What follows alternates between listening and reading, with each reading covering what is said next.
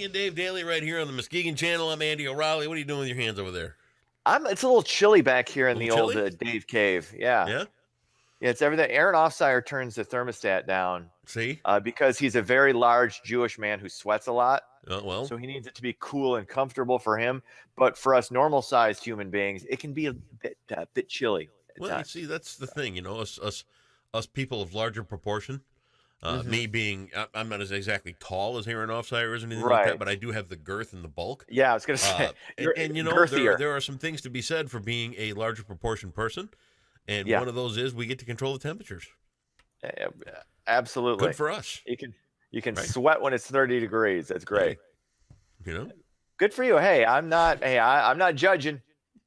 I don't judge any of that stuff. You minimalist people are great and everything, and you look good in catalogs, but when it comes down to who gets to push people out of the way, hey, that's right. Us larger Get out people, of my way!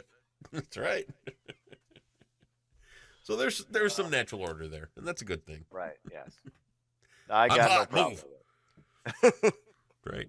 So it's like we've talked before. My little fortress of solitude upstairs. Yes. You know, you need it's cool. Chilly it's dark. It's 65 degrees, and Cindy's like, "It's freezing in here," and I'm like, "Hey, come a little closer." You know, cuddles. Andy needs the cuddles. Get right. Yeah, just come right on over here, honey. I got plenty of room for you underneath my big, massive protective arm. You'll be plenty warm tonight. Trust me. I'm not much for cuddling, honestly. You know, the other thing I like to stress too. What? When the complaints start about how cold it is in the bedroom, the value you get out of the blankets. Think about that. Yeah, exactly. You pay a lot of money for blankets, right? Yeah, you might as well use them. You want your money's worth. See? There you go. It's logic, man. Good point. You gotta know how to think. You gotta stick and move in these relationship things. Right. So if you stress the importance of quality blankets and good blankets on top of you, and the right weight, you gotta have the right weight of blankets. Yes. And proportionately balanced across you. Not that I'm a little freaky about when it comes to sleeping things. Absolutely. I've never slept with you, so I don't know. Well, there was that one time at band camp. Yeah. Your experimental days. It's like, Dave, no, you're not sleeping in my cot. Get out of here. No. I don't. I'm trying to think of the last time I slept in the same bed with another man, and I'm assuming I was like 12 or 13. Ugh. 11. Creepy. When did the last sleepover? That 5th grade or something? 4th grade? It might have been 3rd. I don't know. The last sleepover I remember, and I won't name any names, but we stayed at these people's house, and the bed they gave me to sleep in was so dirty, I went out and slept on the couch. Okay. Ugh. Like what? When you say dirty, like what? You saw dust mites? No, like magnifying glass, or was there like people going to bed without a shower? So if their feet were sandy, or it's like, and they had pets, so there was pet hair everywhere. Right. And it's just oh god. And I was like 12 or 13, and it's like I'm never staying somewhere else again ever. Yeah. And to this day, never leave. Yeah. To this day, hey, come on over, stay at our house. You know, come on up to pick a destination. You know. Hey, we got a cottage in Traverse City. Come stay with us. Yeah, we'll get a hotel. Thanks. Yeah. Oh, yeah. It's worth it to not be at somebody else's home. Can't do it. Yeah, I prefer a hotel bed that like 100,000 other people have slept in. It's isn't that a mental thing? I mean, it's a weird thing. Yeah, it is. It's weird. Like, really you don't care about that because there are trained professionals who come in and clean. Absolutely. Let it rip. No need to bring your blue light. All right. What do you got?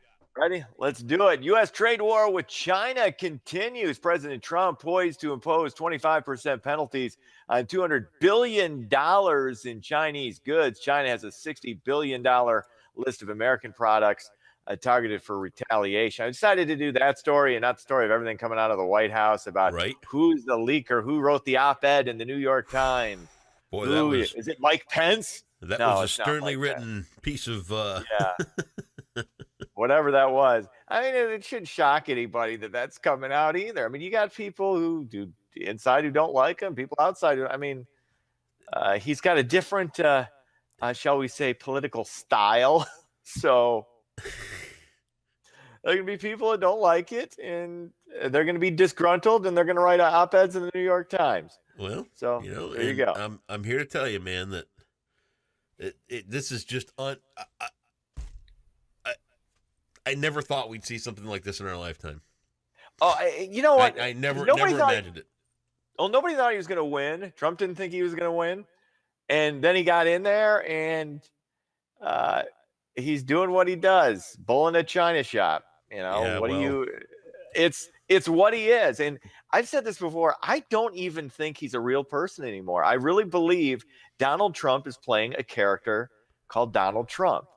Yeah. And that's what he's doing, for better or worse. And so far, we're still here. So we'll see what happens over the next 3 to 5, 6 years.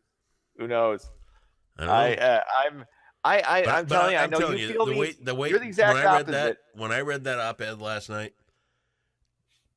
all I could picture in my mind was like old-fashioned Greek times when, here's the pick your guy, Caesar, right? And all the guys around Caesar are all standing there with knives underneath their robes, waiting to make their move, right? And I mean, I don't just mean the people around him. I mean his closest circle are all standing there with knives under their robes, ready to get him. Yeah, that's where we're at. Yeah, well, we got checks and balances. That's why we have a democracy. We don't have a dictatorship. I get you got that, even got people on the inside who are kind of checking him. So, and that's what you have in any administration. I think a lot of this stuff gets blown out of proportion, bigger and larger, because it's Donald Trump. Yeah, it is. It's Donald Trump. So everything's going to be bigger. Everything's going to be more of a story. I don't know. I don't really care that much. I'm amused by it. I'm not. Yeah. You and I come from different perspectives. You're concerned. I look at it as a TV show, and I live my life, and I don't let it impact me. So, what else is going on? Hey, I'm interested to get your take on this next story. Voters in Michigan it's not a may now. It's a will have to cast votes in individual races in the state's midterm elections this November. The U.S. Sixth Circuit Court of Appeals blocked a lower court ruling that allowed straight party voting. Governor Snyder says a straight party voting ban would inspire voters to study candidates instead of simply choosing a party. I have conflicting emotions on this because I'm lazy, but I'm also not a straight party voter. I pick and choose. I go through. I'll vote for X number of Republicans, X number of Democrats. I'll vote no. I'll vote yes. I don't. I like to look at each and every one, even though I'm lazy. But the detractors of this say, it's going to cause long lines at the polls. I think you could make an argument it violates every voter's right to be an uninformed, lazy voter. I don't get, this is the one thing I don't get. I don't get how this somehow is suppressing the black vote. That makes no sense to me, is dumb, and an attitude. If you're saying that, it's kind of racist to say this somehow suppresses the black vote. But I don't know. I'm curious to see what you think about this. I've always liked to vote a split ticket. I thought that I even think in primaries people shouldn't have to go in and just vote one party. Right. Or do you think they should be able to, though? That's not the question. Should you just be able to? I'm voting all Republicans. Should be able to split their ticket no matter where they're at. No, what I mean is, vote a straight ticket. Should they be able to hit one button and that covers all the things? You're going to vote all Republican here or all Democrat here. I think you should be able to vote how you want to. I think that's interesting. There's a part of me, like I said, that likes to make the voter actually look at everything. Right. Instead of just hitting one button and, okay, this covers everything. Because are we lazy enough? Aren't we lazy enough? I'm not sure. I know I could be lazier. Is it a lazy thing? Or yes, absolutely a lazy thing. You think so? You 100% lazy. Yeah? It's not about, I'm a Republican or I'm a Democrat. I'm voting. Look at everything. I'm lazier than the next person, and I do it. So I think everybody else can do it. Well, but I understand you do have the right to be lazy and do that. I think that there are. Should you? I think that there are people out there that are so completely.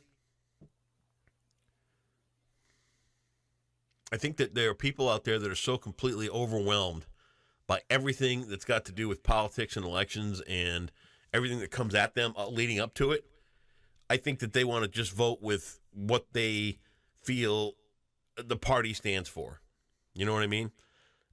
And that's the decision. Lazy. Okay, I'm basically a Democrat. I'm basically a Republican. I side mostly with what they view. I want to vote that ticket.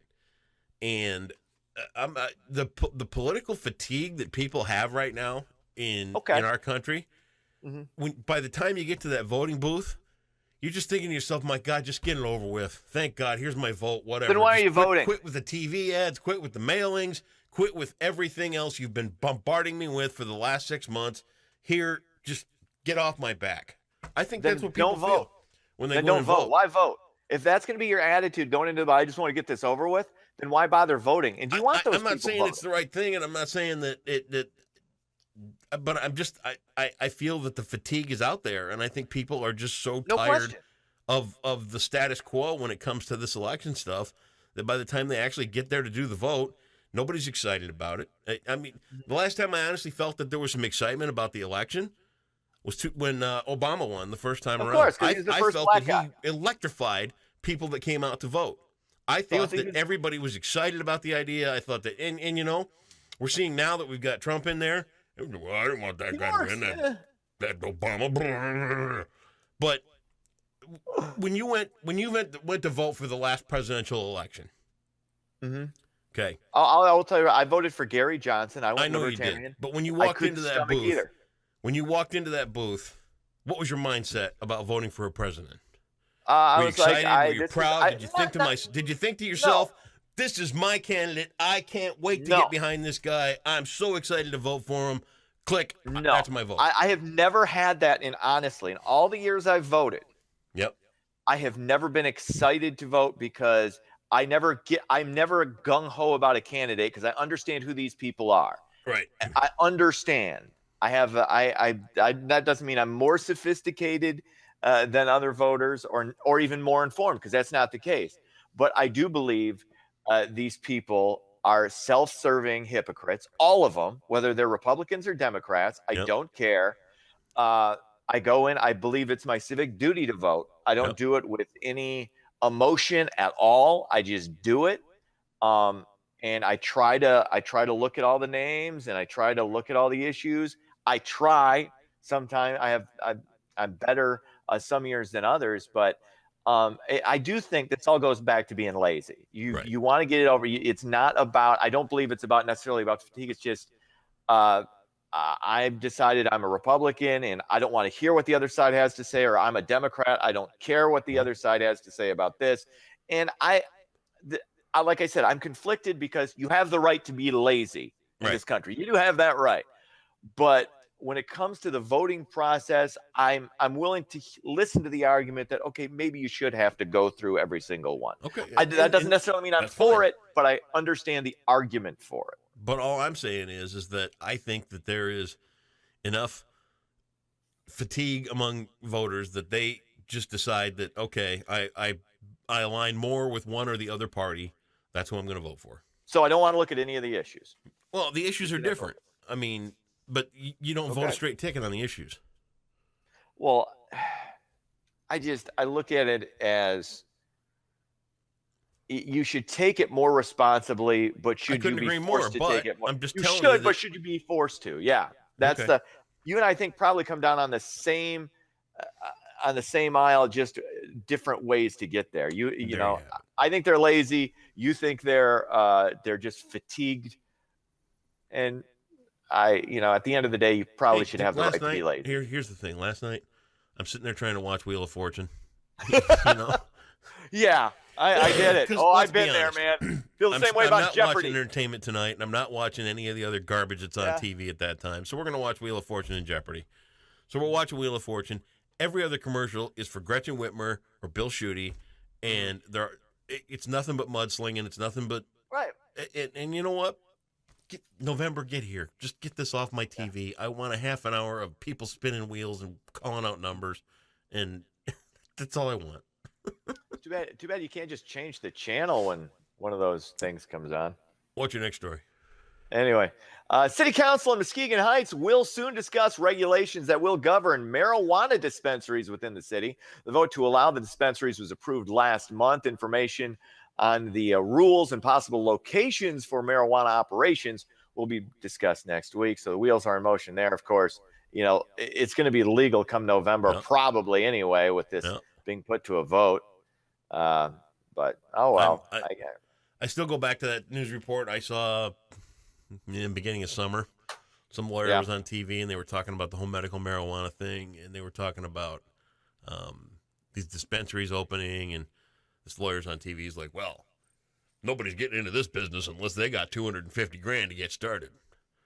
And I thought to myself, so some guy that can grow plants and has grown plants very successfully in his basement or in his shop or in his pole barn or wherever the hell he's growing them, he's shut out of business now because he can't afford $250,000 to start up with the regulations and the hogwash that. What kind of BS is that? You just slammed the door on some guy that could get himself into a decent living growing plants, but he doesn't have $250,000 to pay the government up front in startup money.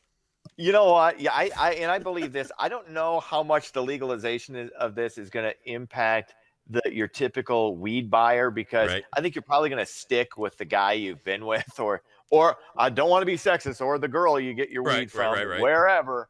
I think, you know, hey, what the government doesn't know, you're still going to a lot of it's still going to be done under the table. But I just couldn't believe his smug in no street dealer is going to get into this business.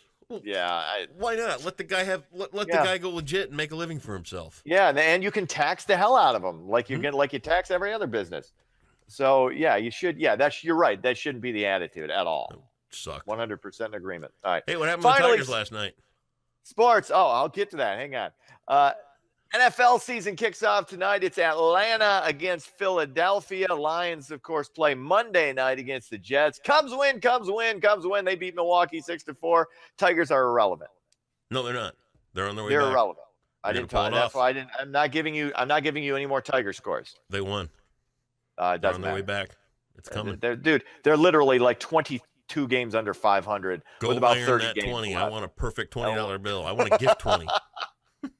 It would be a miracle, literally a miracle for the Tigers to win 500. All right, see ya.